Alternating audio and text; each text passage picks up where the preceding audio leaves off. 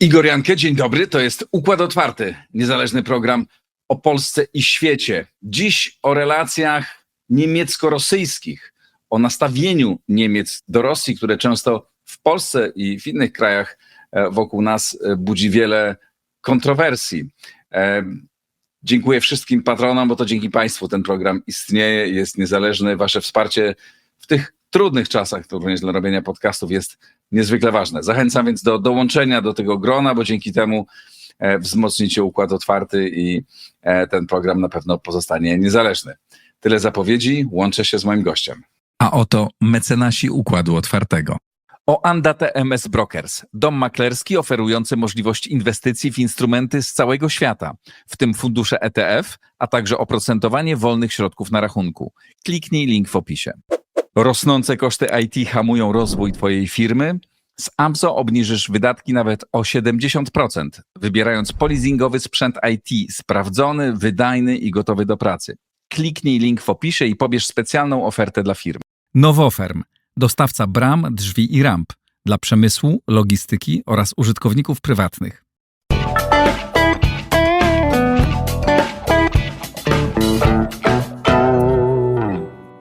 Andrew Michta, profesor na Uniwersytecie we Florydzie i członek Rady Instytutu Wolności, wykładowca Szkoły Przywództwa. Dzień dobry, Andrew. Dzień dobry, Igor, dzień dobry Państwu. Ty jesteś Andrew jest na Florydzie, w Gainesville, ja jestem w Chicago, bo tu prowadzę rozmowy na temat naszego wspólnego projektu Instytutu Wolności, Warsaw Freedom Institute, ale nie będziemy rozmawiać tym razem o relacjach polsko-amerykańskich, tylko o Niemcach i ich podejściu do Rosji. A takim punktem wyjściowym do rozmowy jest ostatnia wypowiedź, czy wywiad, której udzieliła Angela Merkel, która w polskich mediach narobił bardzo dużo zamieszania, w którym trochę przekręcono jej cytat, zasugerowano, że ona obciąża Polskę za niemalże wywoła doprowadzenie do wojny, do agresji rosyjskiej na Ukrainę. Ona wprost tego nie powiedziała, no ale powiedziała, że to Polska i państwa bałtyckie zablokowały rozmowy Unii Europejskiej z Putinem w 2021 roku, co w konsekwencji doprowadziło do wojny. Więc ten odbiór nie był może precyzyjny, ale oddawał ducha tego i ducha wielu rzeczy, które mówi Angela Merkel. Czym dla ciebie, Andrew, była jak ty interpretujesz tą wypowiedź Merkel i w ogóle jej postawę w tej sprawie? Znaczy, ja mam wrażenie, że ona od jakiegoś czasu stara się ocalić swój legat polityczny. To znaczy, zarówno jej książka, która jest bardzo jednostronna, że tak powiem łagodnie, jeśli chodzi o jej teniurę, i ta wypowiedź, zgadzam się, ten headline, który zrobił w tym Bild, a później Daily Mail w Anglii, o ile pamiętam, jest taka rozkrzyczana, inferuje pewne rzeczy z tego, co ona powiedziała. Natomiast to, co ona konkretnie powiedziała, to jest, że i państwa bałtyckie, i Polska nie chciały się zgodzić na jej politykę wobec Rosji, nie chciały takich negocjacji jak ona. Ona chciała, w związku z tym ludzie wyciągnęli z tego wniosek, i stąd ten headline, wydaje mi się, który w sumie oddaje ducha tej rozmowy trochę, że ona jednak była tutaj nadal w tej polityce zaangażowana w ten appeasement Putina i te negocjacje z Putinem. Polityka, która została w pełni skompromitowana, ale nie została tak naprawdę jeszcze poważnie osądzona wewnątrz niemieckiej elity politycznej. Ale powiedzmy sobie szczerze, właściwie ona powiedziała prawdę. Polska nie akceptowała jej polityki wobec Rosji i państwa bałtyckie również może one mniej to wyrażały, ale w tym sensie jest to prawda, że tu nie było akceptacji dla jej wieloletniej polityki wobec Rosji. No tak, i to zresztą wiesz, ona była takim największym tak powiem, działaczem w tej polityce, jeśli chodzi o implementację tej polityki. Natomiast ona ma korzenie, nie tylko chodzi o Schrödera i jego kanclerstwo, to właściwie te próby zbudowania relacji z Rosją tak naprawdę ponad głowami państw flankowych, to ma swoje korzenie jeszcze w polityce Willy Brandta i próbie dogadania się z Rosją, żeby umożliwić unifikację Niemiec. Wiesz, ja spędziłem 12 lat pracując w Niemczech, 2 tury dla Departamentu Obrony. Ostatnia to było 2 lata temu, kiedy wróciłem do Waszyngtonu. I właściwie się przyglądałem temu tak trochę, bo to był koniec Merkel, to była jednocześnie ta eksplozja migracyjnej polityki, która doprowadziła do poważnego chaosu wewnątrz Niemiec i w ogóle konsekwencji, które widzisz do dzisiaj w Europie. Natomiast najbardziej ważne dla mnie było to, i zresztą często mówiłem o tym z kolegami niemieckimi, z ludźmi, z którymi się tam zaprzyjaźniłem, że ta polityka Berlin-Moskwa, której Merkel była naprawdę głównym reprezentantem i takim zwolennikiem, ponad głowami właśnie państw flankowych, które były najbardziej zagrożone, nie biorąca pod uwagę ich obaw i ich rekomendacji. Tutaj te dwie rury Nord Stream 1 i 2 to jest klasyczny przykład tego, opowiadanie takich historii wtedy. Przypomnijmy, bo to już czasami ludzie zapominają, to było działanie wprost wbrew polskiemu interesowi narodowemu, co Polska akurat wypowiadała i to za różnych rządów. To były bardzo jasne komunikaty. I pomimo tego, że Angela Merkel, pamiętam, że deklarowała, że jak będzie lecieć do Moskwy, to będzie się zatrzymywać po drodze w Warszawie, żeby uzgadniać stanowiska. W ogóle tego nie robiła, a robiła wbrew stanowisku Polski. I to takie, no nie były to rzeczy jakieś nieistotne. To była sprawa fundamentalna, dotycząca również naszego bezpieczeństwa. Tak, i był to projekt stricte naprawdę geopolityczny z punktu widzenia Rosji. Dlatego, że gdyby obydwie rury stały się w pełni operacyjne, Rosja stałaby się największym dostarczycielem gazu, czyli tak naprawdę największym graczem energetycznym dla Europy, a Niemcy największym jej dystrybutorem. W związku z tym już samo to, że Rosjanie i Niemcy dogadali się co do tego projektu, który był przecież bardziej kosztowny niż po prostu normalnie tą rurę zbudować poprzez Ukrainę, czy poprzez Polskę, czy inne państwa. Z punktu widzenia Rosji pozwalało to na odizolowanie państw flankowych w wypadku kryzysu, a jednocześnie nadal dostarczać energii do Niemiec. A oczywiście odpowiedź, którą ja często słyszałem od różnych ludzi w Niemczech było, że mają takie dwukierunkowe bidirectional switches na tych rurach, w związku z tym one tam będą robić tę redystrybucję. Na co ja odpowiadałem zawsze, no właśnie, czyli znajdziecie się w sytuacji, w której trzymacie palec na guziku energetycznym całej wschodniej flanki. To wtedy wydawało się bardzo kontrowersyjne. Pamiętam tamte czasy, jak Polska bardzo jasno to wyrażała i była tak zszokowana. Ale z dzisiejszej perspektywy to wygląda jeszcze 10 razy gorzej.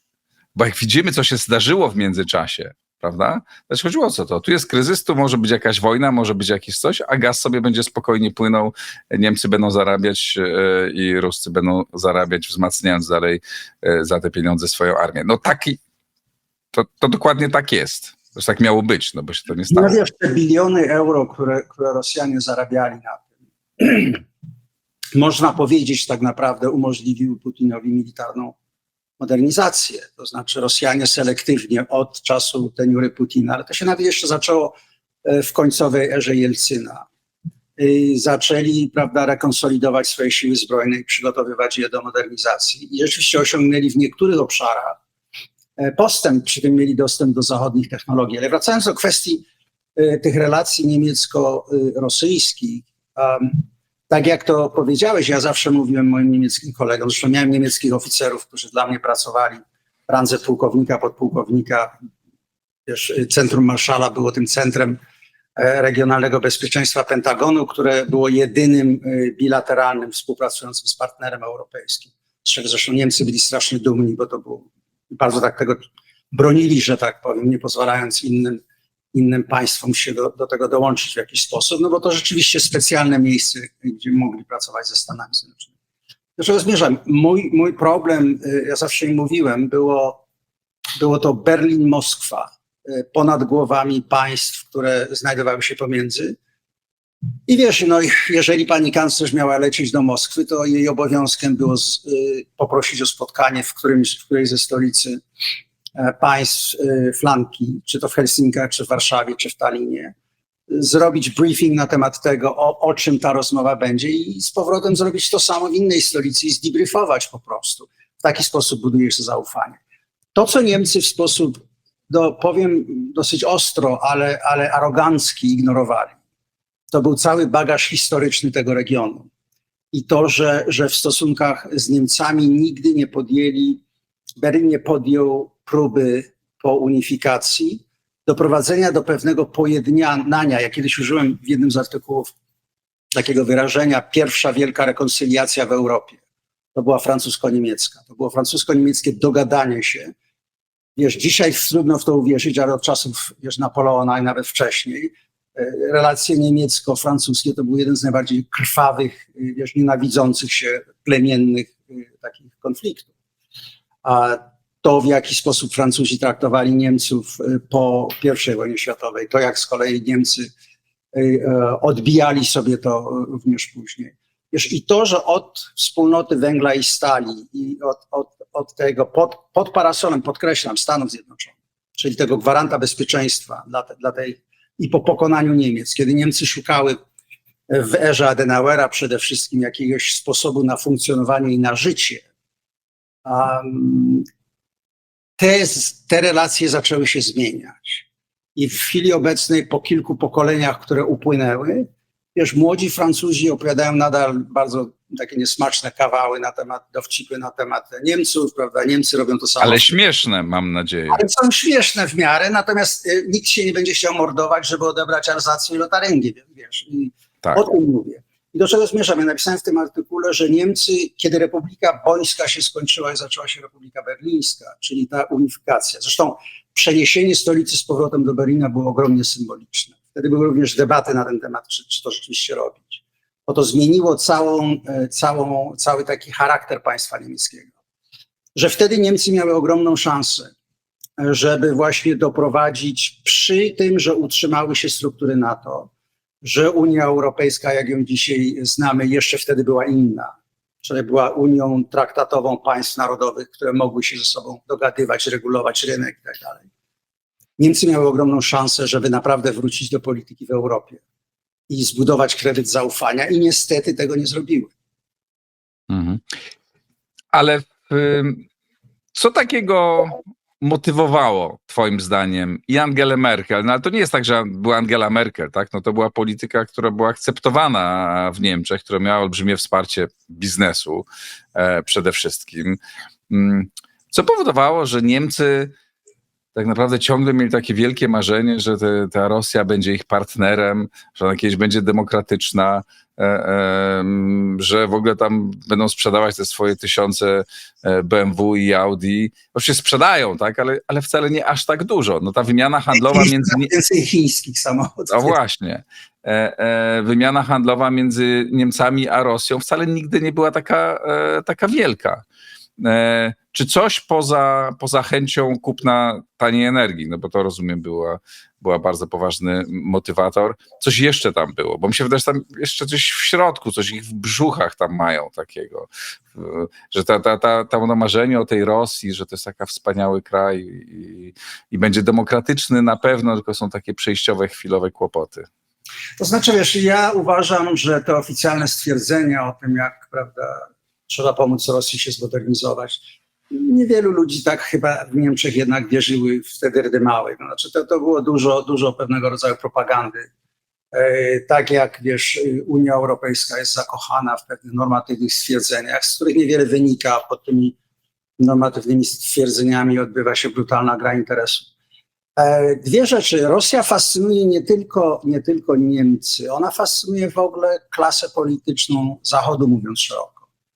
Ja to ci mogę powiedzieć z punktu widzenia Stanów Zjednoczonych. No jednak jeżeli spojrzysz na mapę i zobaczysz tę bryłę, tę masę tego terytorium, wiesz, 11 zon czasowych, nawet mimo tego, że Rosyjska Federacja jest takim cieniem tego, czym był Związek Sowiecki, już nie mówię nawet o koloniach, które kontrolował w Europie. Więc Rosja fascynuje elity w dużym stopniu i zwłaszcza za każdym razem, kiedy jest mowa o jakimś tam rozłamywaniu się Rosji, natychmiast są podnoszone argumenty, do czego by to doprowadziło, niestabilność, broń jądrowa, która by się zaczęła dostawać w niepowołane ręce i tak dalej. I z drugiej strony fascynacja taką wyimaginowaną Rosją, bo tak naprawdę większość ludzi, nawet tutaj, którzy się Rosją zajmują, z którymi ja współpracuję, tak naprawdę znają tę Rosję tylko z Petersburga i Moskwy, wiesz. Co do kultury, to jest gadanie o Czajkowskim, balecie, prawda, Tolstoju i tego rodzaju rzeczy. No, gdzieś tam oczywiście był Gułag, był Stalin, było to i tamto, ale że Rosja może się stać graczem. Zresztą te same błędy są popełniane co do mówienia o Chinach. Jeden z polityków amerykańskich bardzo późno, bardzo niedawno tak naprawdę mówił, że Chiny mogą zostać odpowiedzialnym członkiem społeczności międzynarodowej. To są życzeniowe podejścia do Rosji. To jest pierwsza rzecz. Niemcy mają szczególne położenie tutaj, dlatego że Niemcy są trzecią gospodarką światową. To jest jakieś 4,5 tryliona dolarów, jeśli chodzi pamiętam o GDP. A z drugiej strony no, przez cały okres powojenny były państwem, mówię tu o Federalnej Republice Bońskiej, były państwem semi-suwerennym. To nie było naprawdę suwerenne państwo do takiego samego stopnia, jak była nim Francja czy Zjednoczone Królestwo. To, że tam są bazy amerykańskie, wiesz, pamiętaj, że przez pół wieku no, Niemcy były podzielone, okupowane. Ta obecność amerykańska oczywiście była bardzo inna w Niemczech Zachodnich niż sowiecka w Niemczech Wschodnich. Więc z jednej strony to poczucie, że ma się bardzo duże zasoby ekonomiczne, ale z drugiej strony to poczucie, że właściwie nie jest się za dużym na to, żeby być po prostu średniej wielkości państwem, jest się za małym na to, żeby grać mocarstwową grę. Stąd to zainteresowanie Niemiec lewerowaniem Unii Europejskiej, bo uważam, że to jest widziane głównie jako taki pas transmisyjny. No i ostatnia sprawa. My ciągle mówimy o relacjach rosyjsko-niemieckich w kontekście XX stulecia i to, wiesz, wtedy no to jest rzeczywiście historia niezwykle brutalnej walki. Niemiecki kolonializm w Europie Wschodniej, próba pokonania Związku Sowieckiego. Ale naprawdę od XIX wieku, od Bismarcka w górę, Niemcy zawsze opierały się o Rosję, żeby konkurować przeciwko Brytyjczykom i Francuzom. To, co się stało w 22 roku, w mojej ocenie, to był Putin próbujący zrobić tego Bismarcka na odwrót, że tak powiem. To znaczy zrobić deal o sferze wpływów w Europie. Co by nie znaczyło, wiesz, koniecznie zajmowanie od razu tych terytoriów, mówię tutaj o państwach bałtyckich czy Polsce, ale danie Rosji prerogatywy do decydowania o kluczowych sprawach, energetyka, wojsko, wydatki na różne rzeczy. I tu założenie było, że Ameryka zostałaby wypchnięta ze środkowej Europy. I wiesz, i to istnieje. No i ostatni element to jest po prostu taki rezydualny strach przed Rosją. Pamiętaj, w jaki sposób sowieccy soldaci traktowali Niemców, kiedy wchodzili, okupowali. Masowe gwałty, morderstwa, strzały, rabunki, wiesz. To było naprawdę przetrącenie Narodowego Krzyża, że tak powiem, i z tego się bardzo trudno jest podnieść. W związku z tym te wszystkie elementy, na pewno można jeszcze dodać kilka innych, ale myślę, że te wszystkie elementy sprawiają, że relacje rosyjsko-niemieckie były zawsze specjalnymi relacjami dla Berlina. No dobrze, ale wiesz, to jest trudno to zrozumieć, ponieważ jeżeli jeden kraj potraktował strasznie drugi kraj, no to jakby chcesz się przed tym obronić w przyszłości, nie? No to polskie podejście jest tutaj kompletnie inne, tak? Myśmy bardzo dużo wycierpieli wobec Rosji, no i Polska jest najlepiej na świecie chyba immunizowana na wszystkie rosyjskie pokusy, propagandy i tak dalej, nawet korupcję rosyjską. No jednak u nas jest ona, znaczy nie wiemy, o korupcji najczęściej nie wiemy, dopóki się nie ujawnia, tak, ale nie wygląda, żeby ona była jakakolwiek, a jeśli to gdzieś tam na marginesie.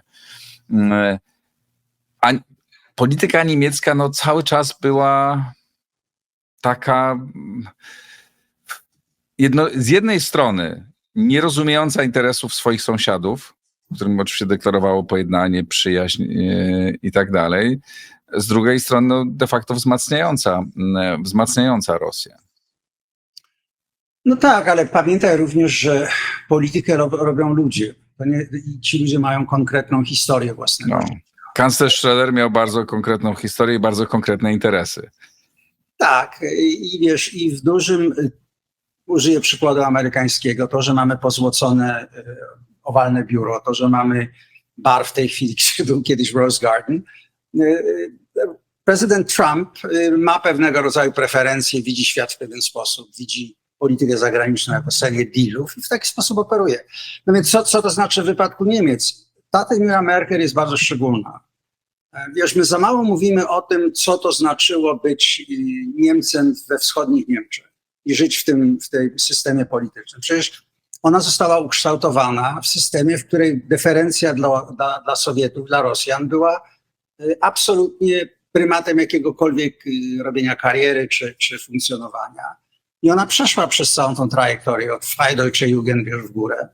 Mimo tego, że Niemcy nie chcą się wypowiadać specjalnie, czy ona była wiesz, w SED-Parteigenosserin, ale prawdopodobnie no tak, żeby osiągnąć... była w tym systemie, mówimy oczywiście o Angeli Merkel. To już odkładamy na bok. Natomiast jeżeli się wychowałeś w Niemczech Wschodnich, no to Rosja jest graczem w Europie, po prostu. Więc ten element, to, że ona mówi w miarę przyzwoicie po rosyjsku, z drugiej strony masz tego KGB-sznika, który no, wyciął sobie zęby, jak to się mówi, w Niemczech Wschodnich mówi takim chropawym niemieckim. Więc ten element też takie jakieś poczucie tego, że jest inne rozumienie drugiej strony, inne doświadczenie drugiej strony. Wiesz, pomyśl o tym, że prezydent George W. Bush mógł mówić, spojrzałem Putinowi w oczy i zobaczyłem, że to jest porządny człowiek. A z kolei, wiesz, bohater, weteran wojny wietnamskiej John McCain, który mówi, ja też mu spojrzałem w oczy i zobaczyłem 3 litery, KGB, wiesz, dlatego, że on doświadczył tego, czym był system komunistyczny w tych więzieniach. John McCain miał zdecydowanie lepszy wzrok. Chyba tak.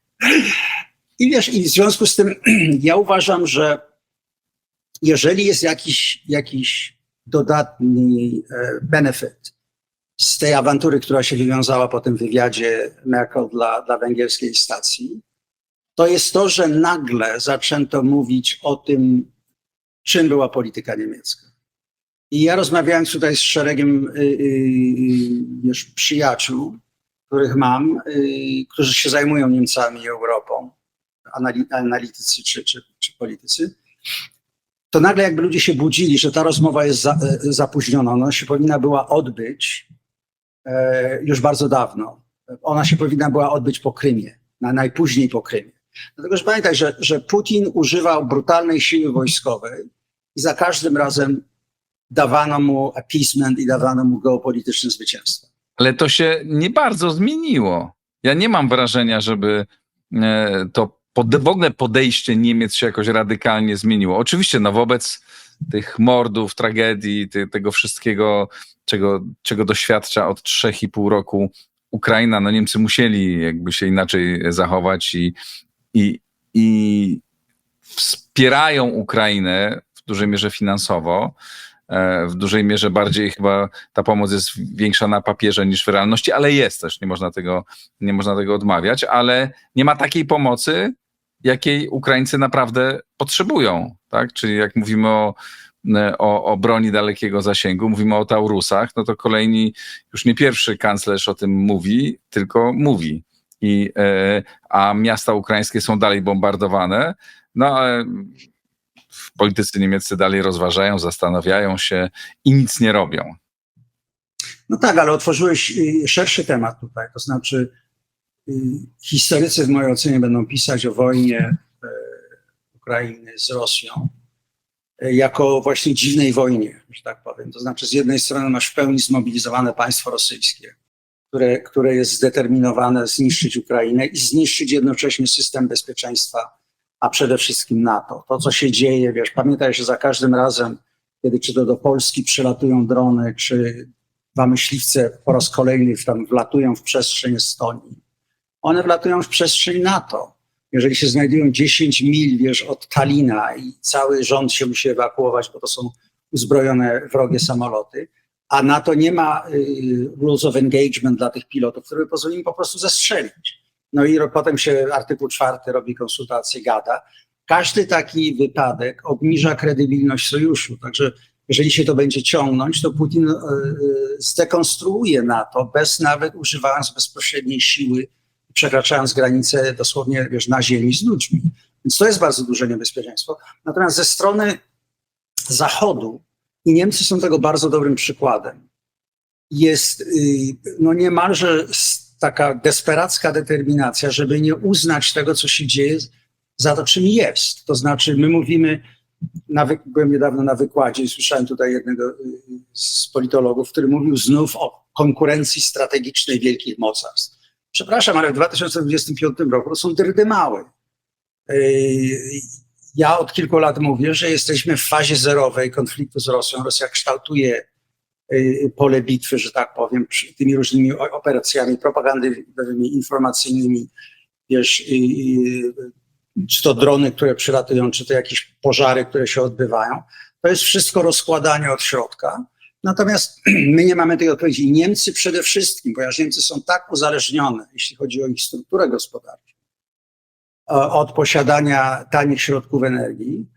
Ja napisałem niedawno na X do takiego niemieckiego analityka, on się nazywa Ulrich Speck, bardzo, bardzo inteligentny facet, który zresztą dam mu pełen kredyt. On od początku mocno krytykował politykę niemiecką. Ja powiedziałem, słuchaj, jeżeli chcesz naprawdę kredybilnie coś zrobić, no to rozmontujcie te rury, po prostu. Jeżeli jest wiesz, przekazanie wiadomości, że ta polityka się skończyła, to po co te rury leżą na Bałtyku? A sprawa jest taka, że niemiecki system gospodarczy to jest gospodarka, która polega na eksporcie wiesz, maszyn, samochodów, jakichś tam chemikaliów, nawozów. Do wszystkiego tego jest potrzebna duże dostawy taniej energii, a zwłaszcza gazu. No i to miało być dostarczane przez Rosję. Amerykanie dostarczali bezpieczeństwo, bo bazy nadal istnieją, a Chińczycy dawali rynek wiesz, i podzespoły i moc produkcyjną. Więc ten system się zaczyna łamać, ale Niemcy nie mają w mojej ocenie pomysłu na to, co robić dalej. Niby się zaczyna łamać, ale z drugiej strony Niemcy wykonują rozmaite gesty, które przeczą temu, no bo w sprawie, jak wiesz, toczy się śledztwo w sprawie, w sprawie Nord Stream 2.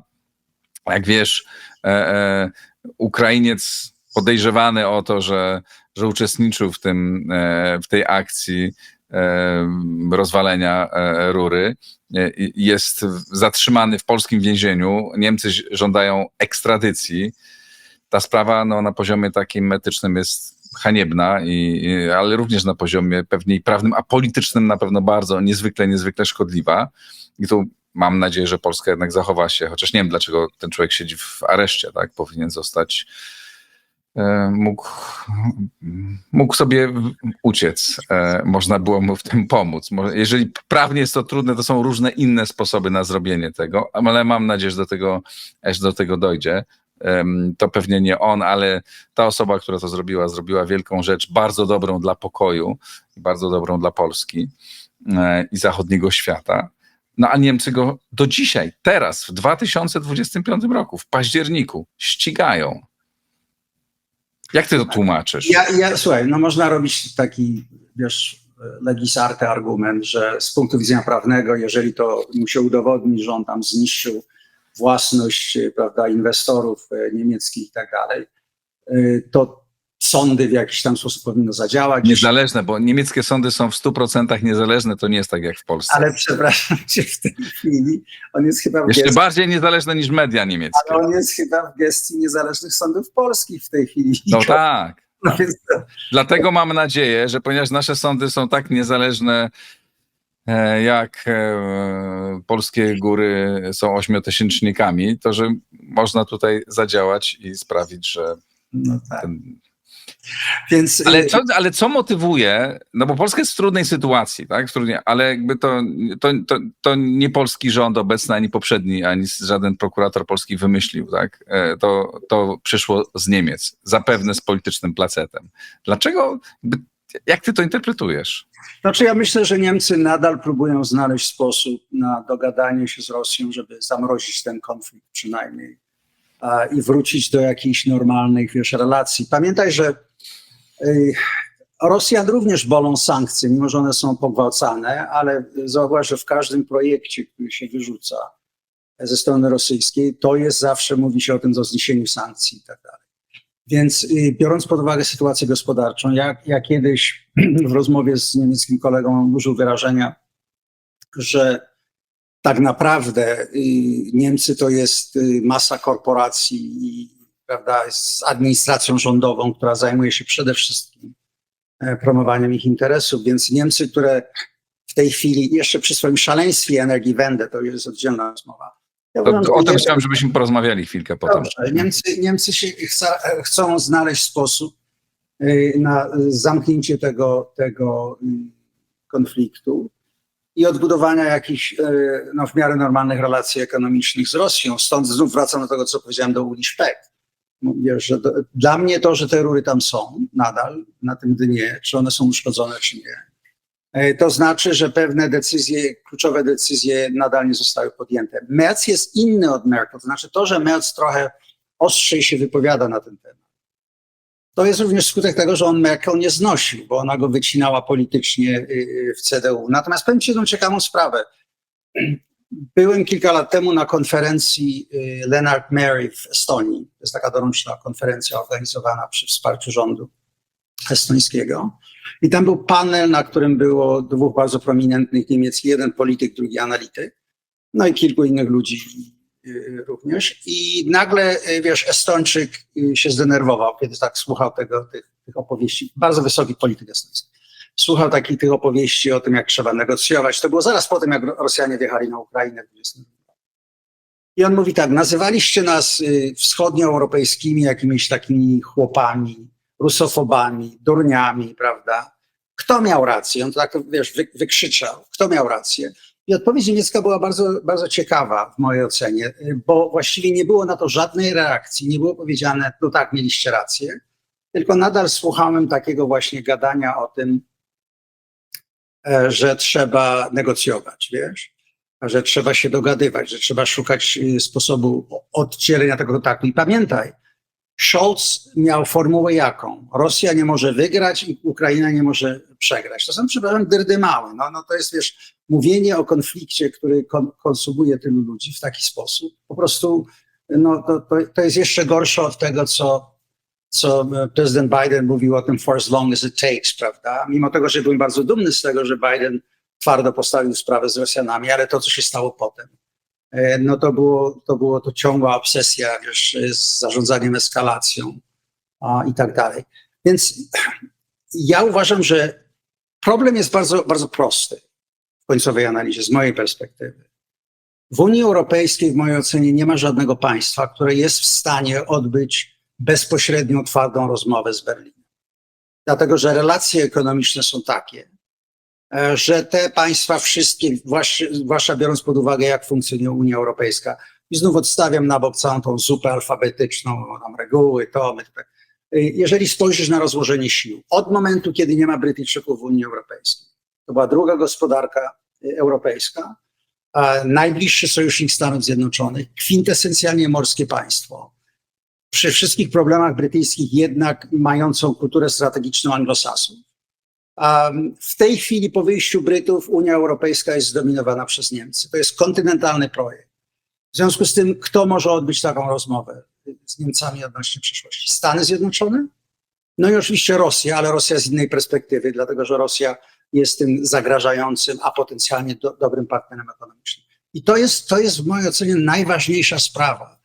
Dlatego, że ja nie sądzę, chyba że doszłoby do jakiegoś przełamania w Niemczech politycznego, że ta rozmowa się w ogóle zaczęła na temat odpowiedzialności, a potem ergo zmiany polityki w taki sposób, żeby zacząć odbudowywać zaufanie innych państw w Europie. Tu nie chodzi tylko o państwa flankowe. Słuchaj, jak porozmawiasz z Francuzami, są bardzo ciekawe reakcje na to, jak Niemcy potrafią się rozpychać łokciami w Unii Europejskiej. Francja ma ogromne poczucie tego, że coraz bardziej spada. A jak porozmawiasz z Grekami, to usłyszysz dużo ostrzejsze słowa. Oczywiście. Wiesz, więc to jest oddzielna, wiesz, rozmowa na temat tego, w jaki sposób funkcjonuje waluta euro, w jaki sposób przepływy handlowe się odbywają. Więc ale ten istota polityki niemieckiej, taki znaczy sposób myślenia, tak? Znaczy, że my mamy prawo decydowania o wszystkim, co dzieje się wokół nas. Znaczy, z jednej strony patrzę z szacunkiem na to, że są tak bardzo wpływowi i umieją, umieją. Lepiej byś chciał, żeby Polska mogła o wszystkim decydować. Tak, oczywiście, że tak. Ale niestety tak nie jest. Ale ta polityka nie jest dobra. Tak? Znaczy, tak jak mówiliśmy o polityce wobec Rosji, robionej wbrew interesom swoich sąsiadów, swoich sojuszników, bliskich, tak, czyli nas. Tak samo dzisiaj, no, kiedy mówimy o reformie Europy, kiedy niemieccy politycy mówią o reformie Unii Europejskiej, no to mówią rzeczy, które nie są w interesie bardzo wielu innych państw. Z jednej strony można powiedzieć, no naturalne, każdy walczy o swoje, tak, no, ale my musimy mieć tego świadomość i musimy nauczyć się odpowiadać na to i budować koalicje, które mogą blokować takie działania. No tak, ale widzisz, zgadzam się. Problem jest taki, że kryzys, który my widzimy w tej chwili, w mojej ocenie, zresztą piszę książkę w tej chwili o strategii amerykańskiej wobec Europy na następne 10 lat i w mojej ocenie to, co się dzieje, to jest bardzo mocny rozziew pomiędzy tymi instytucjami, które istnieją nadal, które były stworzone w innych czasach, z innymi zagrożeniami tak naprawdę i są coraz mniej wydolne, a realiami polityki, interesów i tej regionalizacji bezpieczeństwa w Europie. Nie ma poczucia wspólnego zagrożenia w sojuszu i to jest najgorsze, dlatego że w porównaniu do zimnej wojny nie miało znaczenia, czy ty byłeś w Hiszpanii, czy ty byłeś we Francji. Zagrożenie wojną jądrową i totalną wojną z blokiem sowieckim wszystkich dotykało tak samo. Tak samo jak tych tak zwanych neutralnych, wiesz, w Skandynawii. W tej chwili tego nie ma. W tej chwili, gdzie siedzisz na mapie, decyduje, jak widzisz Rosję, jak widzisz świat. Niemcy nie są krajem frontowym w tej chwili. Mają bufory na wschód. Polska jest krajem frontowym. Polska jest tym, czym była Republika Bońska w czasie zimnej wojny, że tak ogólnie powiem, porównując to. Natomiast problemy, które ja widzę, które Rosjanie wykorzystują, ja na przykład uważam, że jestem bardziej pesymistyczny odnośnie tego, jaki jest poziom skorumpowania elit europejskich przez wpływy rosyjskie i wpływy chińskie. Zresztą to samo się stało w Stanach Zjednoczonych. Tutaj zwłaszcza Chińczycy odegrali i odgrywają bardzo dużą rolę. Dlatego, że za interesami ekonomicznymi ciągnie się wpływ polityczny. Wiesz, natomiast oligarchowie rosyjscy uwielbiają Europę, wiesz, dobre kuchnie włoskie, jakieś tam apartamenty nad morzem, wiesz, Lake Como i tak dalej. Więc ja uważam, że problem jest też generacyjny, to znaczy jakie elity znajdują się przy władzy, jak zostały zdefiniowane i jak widzą zagrożenia. Natomiast problem najpoważniejszy to jest to wewnętrzne pękanie spoiwa narodowego państw europejskich. Niemcy w tej chwili, o ile ostatni raz widziałem, jeżeli się mylę, to mnie popraw, to jest przynajmniej 20-25% ludzi, którzy nie są etnicznymi Niemcami, a jednocześnie Europa nie ma zdolności, w przeciwieństwie do Stanów Zjednoczonych, że tak powiem, kulturowej asymilacji w tym sensie, że inni obywatele uznają cię za równoprawnego członka społeczności. Pamiętam, kiedy byłem właśnie w Niemczech i pytałem jakiegoś znajomego, gdzie tutaj pójść ostrzyc włosy. A on mówi, pójdź, tam jest taki dobry Turek, ma taki barbershop, mówi, to sobie tam pójdź. No i przychodzę do tego Turka, prawda, a to facet mówi dialektem bawarskim, tak, nie mówi o Hochdeutsch, bayerisch, tak, mówi jak nobody's business. I ja tak słucham tego faceta, mówię, jak długo tu jesteś? No, mój dziadek przyjechał później. No więc w kontekście... Ale to był raczej wyjątek. Tak, ale o czym mówię, że mówię o tym, jak reaguje społeczność niemiecka na tych ludzi. A z drugiej strony masz ludzi, którzy się w ogóle nie asymilują. No właśnie. Masz zawieszone społeczności, masz to we Francji. Miałem bardzo ciekawą rozmowę niedawno. W Szwecji, w Norwegii. W Holandii, w Norwegii to się dzieje. Zaczyna się to również przelewać powoli do regionu, w którym Polska żyje. Mhm. Wiesz, ja zawsze, myśmy o tym rozmawiali wielokrotnie, ja zawsze uważam, że jednym z największych atutów, które Polska ma, to jest to spoiwo kulturowe. Znaczy, że ludzie czują się jednak społecznością narodową. I wracam do Unii Europejskiej. Niemcy zarządzają i starają się scentralizować struktury, które są tak naprawdę traktatowym porozumieniem, które zaczęło się od budowania wspólnego rynku, handel, usługi, prawda? Później przepływ ludzi w Schengen, który uważam był bardzo dużym sukcesem, dopóki imigracja tego wszystkiego nie rozwaliła. I tu Merkel też ma dużą odpowiedzialność, Igor, bo to było... Ja właśnie przyjechałem w 2016 do Niemiec, to była ten szczyt tej fali z 2015, Wir schaffen das, prawda? I te setki tysięcy ludzi wchodzących z Bliskiego Wschodu, z Afryki, spoza w ogóle obszaru kulturowego Europy. I wiesz, i tu są dla mnie podstawowe sprawy, to znaczy słabość nie tylko elit politycznych, a tłuste czasy produkują menadżerów, nie produkują tak naprawdę przywódców. Takich na czas kryzysu, co jest również prawdą w Stanach Zjednoczonych. że mamy duże problemy, jeśli chodzi o klasę polityczną. I wiesz, ja uważam, że w związku z tym, że Niemcy są, jak ja kiedyś powiedziałem do niemieckiego polityka z CS-u, ja mu powiedziałem, ty jesteś tłusty, ale nie silny. To znaczy Niemcy są bardzo tłuste, to jest taki, że tak powiem, grubas siedzący w środku No Europy. ale coraz mniej, bo jak patrzysz na to, co się dzieje z przemysłem motoryzacyjnym, tak, który jest główną siłą niemiecką i jak tu Chińczycy wchodzą i jak ich osłabiają, no to ten tłuszcz będzie go pewnie coraz mniej. I to stworzy, w mojej ocenie, bardzo poważne stresy społeczne. Chyba unemployment jest powyżej 4% w tej chwili. Ale to jeszcze samo to nie jest najważniejsze. Najważniejsze jest to, że cała struktura transferów socjalnych opiera się na dużych zarobkach z eksportu i surplusach tak naprawdę. Tutaj rynek amerykański również odgrywał bardzo dużą rolę, dlatego że to, co mówił Trump na temat taryf, które Europa na przykład miała i różnych restrykcji, jeśli chodzi o amerykańskie produkty, czy to samochody, czy inne, w porównaniu z tym, jaki dostęp do rynku tu miały produkty niemieckie. Więc zgadzam się, więc ten tłusty facet może zacząć chudnąć, ale na co zwracam uwagę? Ja myślę, że Europie jest bardzo potrzebne takie forenzyczne porozmawianie o tym, co się stało. Wiesz,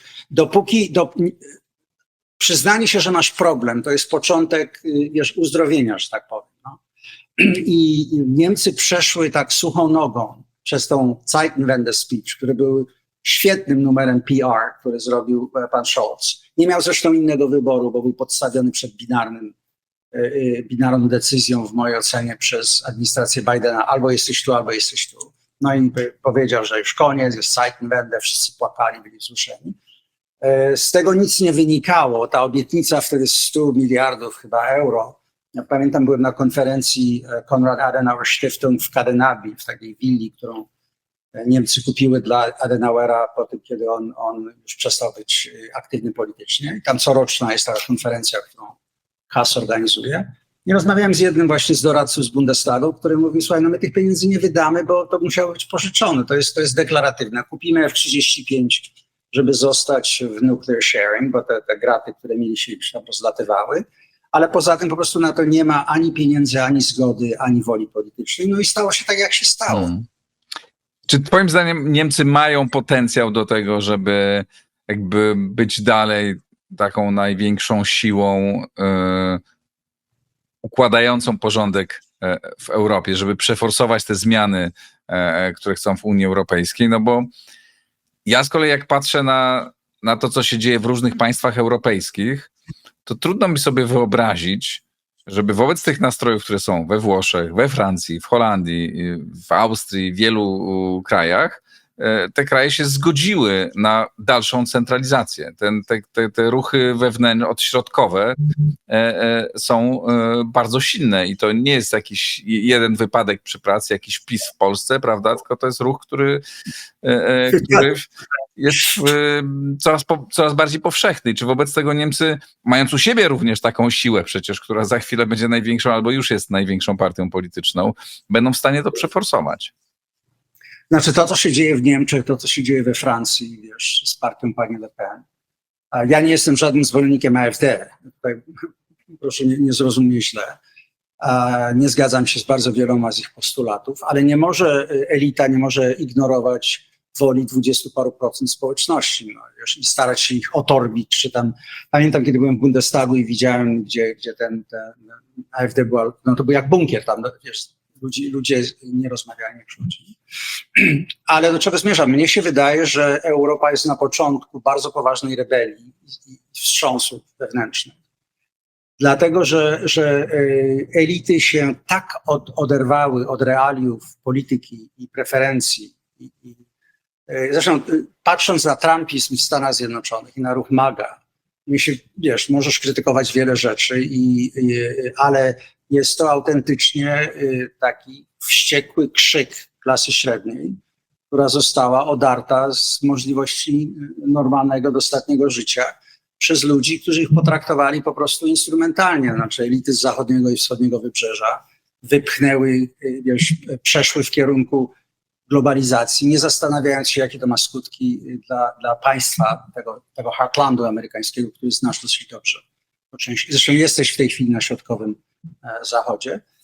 Więc ja myślę, że w Europie będzie to jeszcze bardziej bolesne, dlatego że tam się wytworzyła w mojej ocenie struktura w Unii Europejskiej, w której elity rządzą ponad głowami obywateli, a nie dla nich. Oni nie reprezentują tak naprawdę woli elektoratu, tylko reprezentują swoją bezalternatywną ideologię i politykę. I tu mówiłeś o polityce energetycznej. No, nie będę owijał w bawełnę, jak się to mi, dla mnie to jest po prostu szaleństwo. Dlatego, Właśnie, to pozwól, że zadam pytanie na ten temat. Bo Niemcy kojarzą nam się z racjonalnością, tak? Z powolnym podejmowaniem decyzji, które są w interesie ich przemysłu, który owszem ma potężny wpływ, tak jak powiedziałeś, administracja czy politycy są przystawką do tego potężnego niemieckiego biznesu, że tam się robi poważne analizy, dyskutuje, ten statek się przesuwa powoli, ale jak już się tam przesunie, no to płynie. No i w pewnym momencie kompletnie niemalże z dnia na dzień podjęto decyzję, która przecież uderzała w te firmy, które, znaczy w jedne uderzała, w inne nie, ale która no, wydaje się kompletnie irracjonalna i powodowana czymś, no, na pewno nie jakimś głęboko przemyślanym planem. To najlepszy dowód na to, że dzisiaj sami się chcą z tego wycofać, ale jednocześnie się nie wycofują i teraz wszystkim chcą jakby podzielić się kosztami tej decyzji z wszystkimi sąsiadami wokół, prawda, i narzucać skutki, konsekwencje tej decyzji wszystkim graczom wokół siebie. Skąd taka irracjonalność tej decyzji? Chyba że się mylę i uważasz, że ona jest racjonalna. Nie, znaczy nie mylisz się. Ja uważam, że po części to jest ideologia, która została zbudowana wokół problemu globalnego ocieplenia. Możemy się kłócić, do jakiego stopnia, wiesz, to jest generowane przez działalność człowieka, a do jakiego nie. I nie chcę wchodzić w te spory. Ale mówimy o kraju, który produkuje największą, pewnie albo jedną z największą ilość samochodów spalinowych, tych, które CO2 po prostu wywalają każdego dnia tonami. Nawet gdybyś zamknął cały przemysł w Europie, to jest może 7%, wiesz, tych globalnych CO2 emissions. Więc to dla mnie jest absurdalne. To ma dużo związku z polityką również. No właśnie. Ruch Zielony, który przekształcił się w Partię Zielonych i Partia Zielonych, która stała się głównym motorem budowania koalicji. No przecież kiedy widziałeś to, co Scholz robił na przykład, Traffic Light Coalition, prawda? To jest ta rzecz. Drugie to jest, wiesz, ja czasami się zastanawiam, do jakiego stopnia jest to wynikiem takiego sypania się cywilizacyjnego Zachodu. Ja to widzę również w Stanach Zjednoczonych. Planeta jest traktowana niemalże jako pewnego rodzaju zastąpienie, wiesz, jakieś centrum spirytualnego życia. Religia, Bóg i religia. Bóg, planeta. Natomiast podróże Zachodu zawsze, wiesz, to jednak się opierało wobec tradycyjnego chrześcijaństwa, które było później podbudowywaniem budowania relacji między ludźmi. To, że traktujesz drugiego człowieka z szacunkiem, przynajmniej starasz się. Oczywiście cała tradycja chrześcijańska, że człowiek jest stworzony na wzór Boga, prawda, i że w związku z tym to powinny być twoje priorytety. Ja to widzę w systemie edukacyjnym Stanów Zjednoczonych, ja to widziałem w Europie ciągle. Słuchaj, siedziałem kiedyś przez coś, co było dla mnie kabaretem, poważna konferencja, gdzie przyjechał właśnie jakiś specjalista od ratowania klimatu i mówił, że trzeba robić loty i rozpylać folię, prawda, w stratosferę, żeby odbijać promienie słoneczne, żeby... to już był Twilight Zone, jak to się mówi. Ja siedziałem, wiesz, i patrzyłem, myślałem sobie, nie jestem już w Kansas, jak to się mówi. No, ten facet jest szalony. I niestety to, do czego doprowadziło w wypadku Niemiec, to, że ja pamiętam, kiedy po inwazji Ukrainy w 1922 roku Niemcy no, już w pewien sposób odcinały dostęp do rosyjskiego gazu, jednak był ten zwrot, to jednocześnie zamknęły 3 pozostałe reaktory jądrowe. No a właśnie. jednocześnie kupują energię od Francuzów, którzy już przez ileś tam mil za granicą mają te już takie dosyć stare, ledwo dyszące reaktory, które same tam, prawda, to robią. Więc dla mnie jest to taki virtue signaling trochę. Wiesz, na przykład to, że jest ten szał robienia samochodów elektrycznych, natomiast nikt sobie nie zadaje pytania, ile potrzeba wody do wyprodukowania tony litu, gdzie się to kopie, czyimi rękami, wiesz, tych biednych krajów, które są odzierane, których ziemia jest zrujnowana. To, że Chińczycy są w tej chwili właściwie monopolem, jeśli chodzi o procesowanie metali rzadkich, rare earth minerałów. Wiesz, to uzależnianie się w ogóle od Chin wydaje się w ogóle nie rejestrować. I pamiętam zawsze, kiedy wjeżdżałem do Monachium z Garmisch i czasami mogłeś nawet czuć, wiesz, w powietrzu, no czyli co można nabudować elektrycznych samochodów, ale energia będzie produkowana z czego? I tutaj rosyjski gaz był traktowany, bardzo często mówi on o tym w taki sposób, że to był zielone paliwo, to miało być ten gateway, prawda, do renewables, że czasowo przechodzimy przez ten gaz, prawda, i później już przechodzimy w wiatraki i odnawialne środki energii. To jest temat dla historyków, Igor, o którym trzeba będzie pisać. No, jest coś w niemieckim życiu publicznym, w niemieckiej polityce, nie od dzisiaj, z jednej strony bardzo racjonalnej, metodycznej na różnych poziomach, a z drugiej strony jest coś kompletnie irracjonalnego. Nie? To, co jak patrzysz na lata 30., jak popatrzysz na ten odwrót lat 70., na to, o czym teraz mówimy, tam są takie rzeczy, które trudno nam ogarnąć umysłem i tym racjonalnym niemieckim umysłem, one się tam dzieją. No to, co opisaliśmy przed paru minutami, to jest jednak kontradykcją racjonalnego umysłu. No właśnie. Nie podcina sobie szyi, jeśli chodzi o gospodarkę, żeby skończyła ci się energia przemysłowa, która kosztuje 3 razy tyle, ile kosztuje w Stanach Zjednoczonych. Więc to jest taka recepta na zamordowanie własnego przemysłu i zniszczenie kohezji społecznej. Tak. Natomiast widzisz, ja uważam, że kluczowym, zwłaszcza przy tych zmianach, które widzimy, jeżeli dojdzie do ekstremalnej sytuacji, że Stany Zjednoczone naprawdę zdecydują o przeniesieniu się albo do Pacyfiku, albo do zachodniej hemisfery, Europa, która jest w obecnej sytuacji tych quasi-iluzorycznych instytucji, które na siłę się stara tłoczyć w społeczności, mimo tego, że wiesz, patrzenie na to, jeśli chodzi o konsekwencje, zresztą w Stanach to samo się stało z polityką migracyjną, 15% ludzi mieszkających w Stanach się tutaj nie urodziło. Więc my mamy 20 parę milionów minimum nielegalnych imigrantów.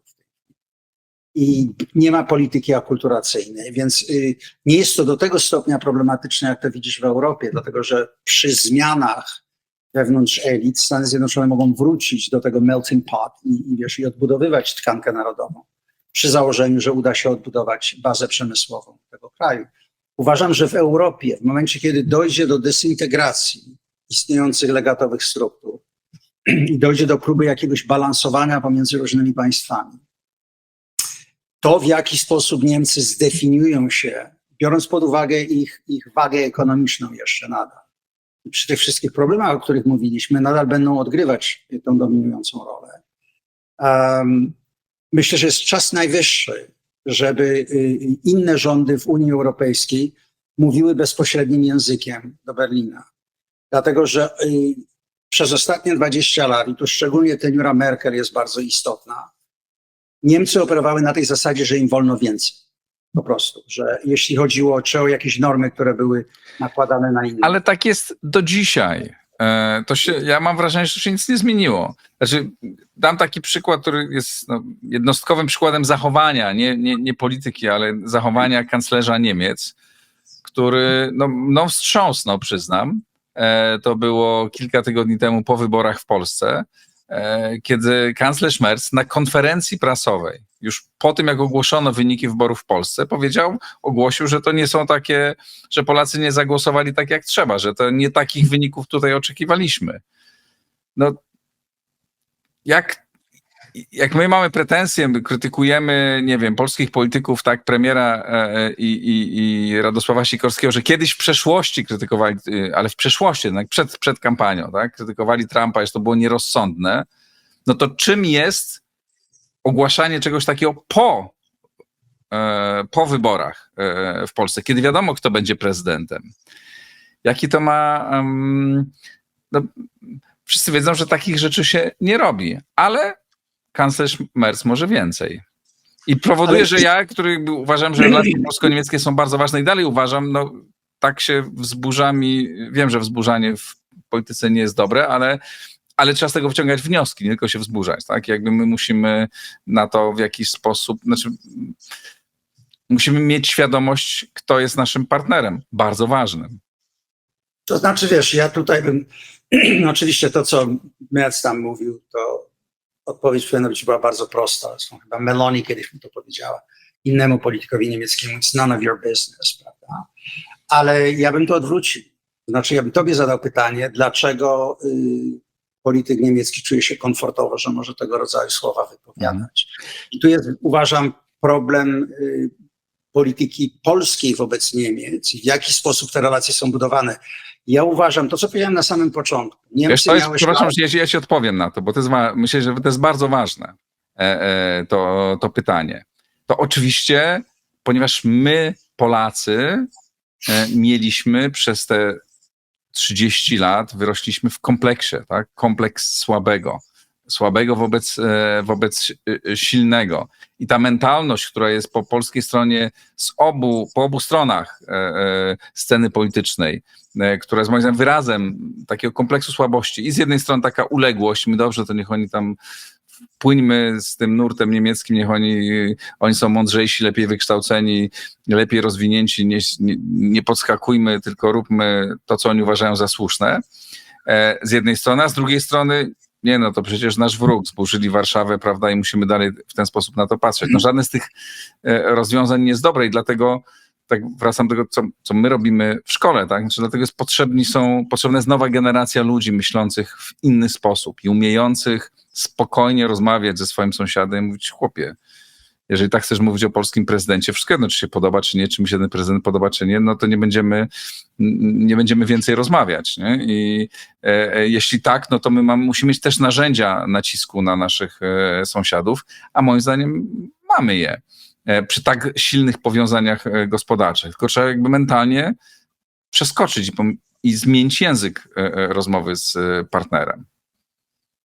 To znaczy, słuchaj, może to będzie mało dyplomatyczne, co powiem, ale jest kilka stałych, jeśli chodzi o relacje polsko-niemieckie. Jedna to jest geografia.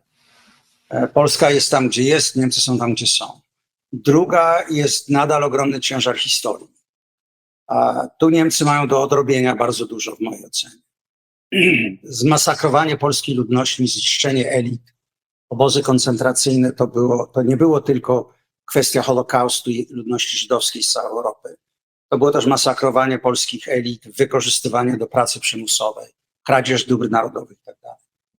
Wiesz, w którym kierunku idę. Ja uważam, że sprawa reparacji jest nadal bardzo ważna i powinna być postawiona na stole jako priorytet. Niestety mnie się wydaje, że z powodu polityki partyjnej w Polsce, różnego rodzaju kłótni, które się tam odbywają i różnych orientacji, Polska do tej pory nie jest w stanie wypracować jednogłosu wobec Niemiec, w związku z tym tej rozmowy nie można odbyć. I tu uważam, to jest również w interesie Niemiec. Pamiętaj, ja Niemcom dobrze życzę. To jest sojusznik Stanów Zjednoczonych, to jest bardzo ważne państwo, jeśli chodzi o możliwość budowania struktur bezpieczeństwa, projekcji siły, wszystkiego, co Ameryka robi. To nie jest to, że wiesz, ja krytykuję Niemcy tylko dlatego, że narobili masę błędów, bo narobili masę błędów przez ostatnie 20 lat. Ale chcemy, żeby te błędy poprawiły. Tu jest duże zadanie, mnie się wydaje, dla wszystkich państw z regionu. I teraz, żeby taka rozmowa się odbyła, to co ja mówię o północno-wschodnim korytarzu, o zorganizowaniu go, o ustawieniu struktur bezpieczeństwa i współpracy, zbudowania pod parasolem natowskim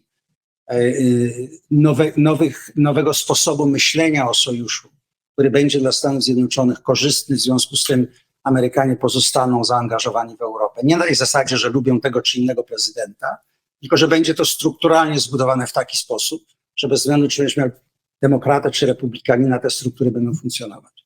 Ja myślę, że tylko wtedy możesz mieć taką prawdziwą, otwartą rozmowę z Niemcami na temat tego, że są do załatwienia sprawy w relacjach polsko-niemieckich, które nie zostały załatwione. I że są do załatwienia sprawy dotyczące Unii Europejskiej, które nie powinny iść w tym kierunku. Wiesz, centralizacja, która de facto obedrze z jakichkolwiek zdolności do działania mniejsze państwa, nie jest w interesie dobrze funkcjonującego organizmu. To jest centralizacja, która doprowadzi do zarządzania z góry w dół, doprowadzi do napięć i zwłaszcza jeżeli nie będzie parasola amerykańskiego, może doprowadzić do konfliktu. O. Mamy do czynienia z partnerem, który jest bardzo ważny, który jest głównym polskim partnerem gospodarczym i pozostanie, z którym musimy żyć normalnie i budować normalne relacje. I to jest wielkie wyzwanie dla polskich przywódców i w ogóle dla polskich elit. Chyba jest moment dobry, żeby to przestawiać i tu nasza rozmowa dotyczyła tego, jak Niemcy postrzegają Rosję, ale właśnie też w tym obszarze powinniśmy umieć racjonalnie, spokojnie, ale stanowczo rozmawiać z naszymi zachodnimi partnerami. Pozwól, że powiem na zakończenie jedno zdanie. Tak jak w 1955 roku Stany Zjednoczone zdecydowały się wprowadzić federalne Niemcy do struktur NATO, było to realistycznym po prostu przyznaniem się, że bez Niemiec nie ma zbudowanego systemu obronnego, który polegał również na konwencjonalnych siłach.